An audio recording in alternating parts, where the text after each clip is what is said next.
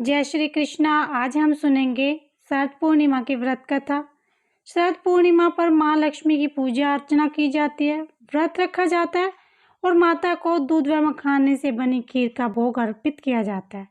चंद्रमा की रोशनी में इस खीर को रखने के बाद प्रसाद के रूप में इसे खाया जाता है। शरद पूर्णिमा का व्रत रखने वालों के लिए माँ लक्ष्मी की कथा का पाठ करना जरूरी होता है, तभी इसका व्रत पूर्ण माना जाता है। तो आइए सुनते हैं शरद पूर्णिमा की व्रत कथा। एक बार भीष्म जी ने कहा कि मैंने तो सुना था कि लक्ष्मी जी क्षीर समुद्र से प्रकट हुई है, फिर आपने ये कैसे कहा कि वे भृगु की पत्नी ख्याति के गर्भ से उत्पन्न हुई है।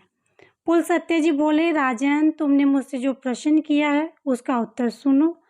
लक्ष्मी जी के जन्म का संबंध समुद्र से है। यह बात मैंने भी ब्रह्मा जी के मुख से सुन रखी है। एक समय की बात है, दैत्यों और दानवों ने बड़ी भारी सेना लेकर देवताओं पर चढ़ाई की। इस युद्ध में दैत्यों के सामने देवता परास्त हो गए। तब इंद्र आदि संपूर्ण देवता अग्नि को आगे करके ब्रह्मा जी की शरण में गए। वहां उन्होंने अपना सारा हाल ठीक ठाक से कह सुनाया। ब्रह्मा जी ने कहा, तुम लोग मेरे साथ भगवान की शरण में चलो। यह कहकर वे संपूर्ण देवताओं के साथ क्षीर सागर के उत्तर तट पर गए और भगवान वासुदेव को संबोधित करके बोले, विष्णु शीघ्र उठिए और इन देवताओं का कल्याण कीजिए। आपकी सहायता न मिलने से दानव इन्हें बारंबार परास्त करते हैं। उनके ऐसा कहने पर कमल के समान नेत्र वाले भगवान अंतर्यामी पुरुषोत्तम ने देवताओं के शरीर को अपूर्व अवस्था देखकर कहा, मैं तुम्हें जो उपाय बताता हूँ उसे तुम लोग करो। दैत्यों के साथ मिलकर सब प्रकार की औषधियाँ ले आओ और उन्हें क्षीर सागर में डाल दो। फिर मंदरांचल को मांथनी और वासुकी नाग को नेति बनाकर समुद्र का मंथन करते हुए उससे अमृत निकालो। इस कार्य में मैं तुम लोगों की सहायता करूंगा। समुद्र का मंथन करने पर जो अमृत निकलेगा उसका पान करके तुम लोग बलवान और अमर हो जाओगे। इस तरह से देवादि भगवान के ऐसा कहने पर संपूर्ण देवता दैत्यों के साथ संधि करके अमृत निकालने के यत्न में लगे। देवदान और दैत्य सब मिलकर सब प्रकार की औषधियाँ ले आए और उन्हें क्षीर सागर में डालकर मंदांचल को मंथकी और वासुकी को नैति मानकर बड़े वेग से मंथन करने लगे।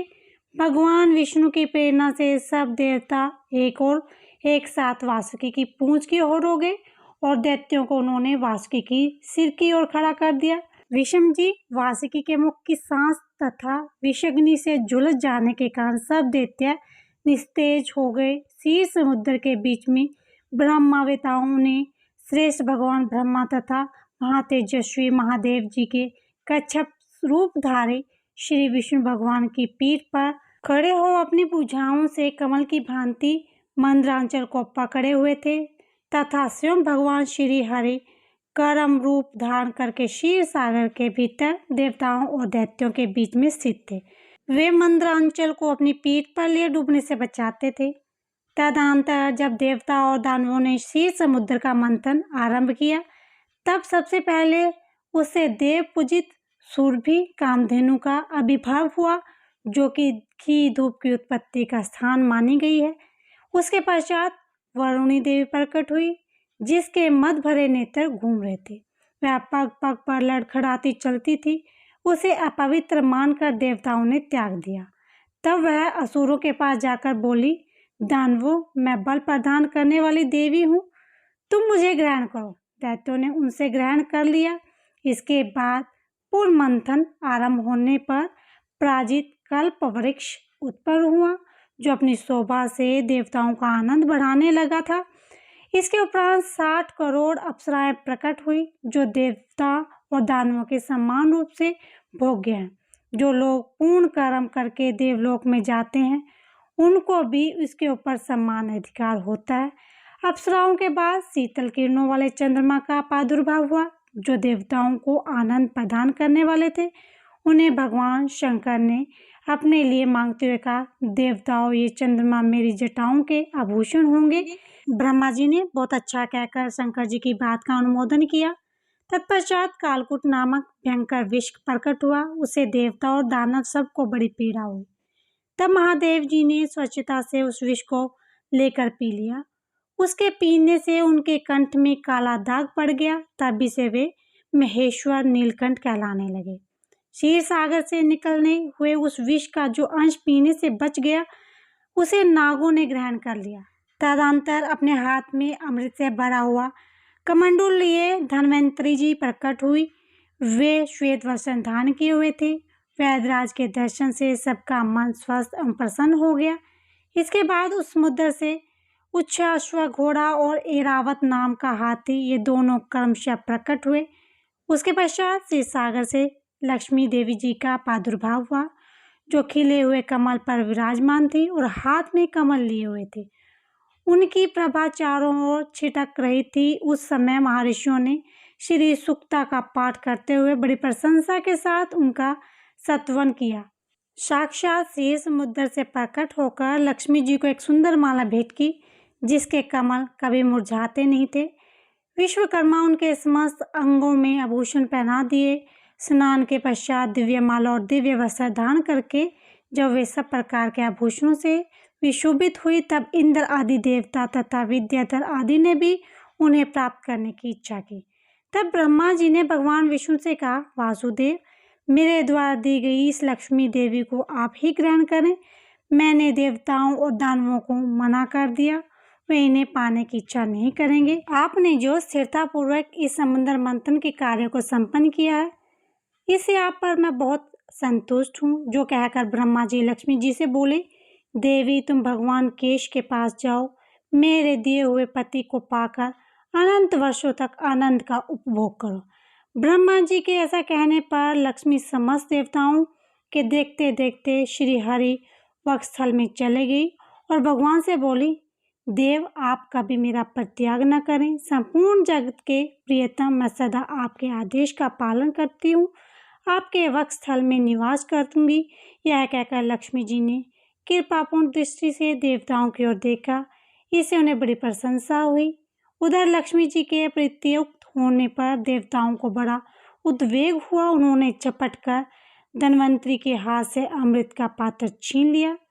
तब विष्णु भगवान ने माया से सोनदस्त्री का रूप धारण करके दैत्यों को लुभाया और उनके निकट जाकर कहा, अब अमृत का कमंडलू मुझे दे दो। उस त्रिभुवन सुंदरी रूपी नारी को देखकर दैत्यों का चित्त काम के विभूषित हो गया। उन्होंने चुपचाप वो अमृत उस सुंदरी के हाथ में दे दिया और स्वयं उनका मुंह ताकने लगे। दानवों से अमृत लेकर भगवान ने देवताओं को दे दिया और इंद्र आदि देवता तत्काल उस अमृत को पी गए। ये देखकर दैत्यगण भांति भांति से अस्त्र शस्त्र और तलवार हाथ में लेकर देवताओं पर टूट पड़े, परंतु देवता अमृत पीकर बलवान हो चुके थे। उन्होंने दैत्य सेना को परास्त कर दिया। देवताओं की मार पड़ने पर दैत्यों ने भागकर चारों दिशाओं की शरण ले ली और कितने ही पातालोक में चले गए। तब संपूर्ण देवता आनंद मन शंख चक्र और गदा धारण करने वाले भगवान श्री विष्णु को प्रणाम करके स्वर्गलोक में चले गए। तब से सूर्यदेव की प्रतिभा स्वच्छ हो गई। वे अपने मार्ग से चलने लगे। भगवान अग्निदेव भी मनोहर दीप्ति से युक्त हो प्रज्वलित होने लगे तथा सब प्राणियों का मन धर्म कर्म में संलग्न रहने लगा। भगवान विष्णु से सुरक्षित होकर समस्त लोक की श्री संपन्न हो गई। उस समय समस्त लोगों को धारण करने वाले ब्रह्मा जी ने देवताओं से कहा, देवगण, मैंने तुम्हारी रक्षा के लिए भगवान श्री विष्णु को तथा देवताओं के स्वामी उमापति महादेव जी के नियत किया है। वे दोनों तुम्हारे योग क्षेम का निर्वाह करेंगे। तुम सदा उनकी उपासना करते रहना, क्योंकि वे तुम्हारा कल्याण करने वाले हैं। उपासना करने से ये दोनों महानुभाव सदा तुम्हारे क्षेम के साधक और वरदायक होंगे। यूँ कहकर भगवान ब्रह्मा अपने धाम को चले गए। उनके जाने के बाद इंद्र ने देवलोक की राह ली और श्री हरि और शंकर जी भी अपने अपने धाम भीमकुंड और कैलाश में जा पहुँचे। देवराज इंद्र तीनों लोगों की रक्षा करने लगे। महाभाग इस प्रकार लक्ष्मी जी क्षीर सागर से प्रकट हुई। इस तरह से जो भी व्यक्ति इस शरद पूर्णिमा की व्रत कथा का पाठ करता है, माँ लक्ष्मी उन सबकी मनोकामनाएं पूर्ण करती हैं। बोलो माँ लक्ष्मी की जय, विष्णु भगवान की जय।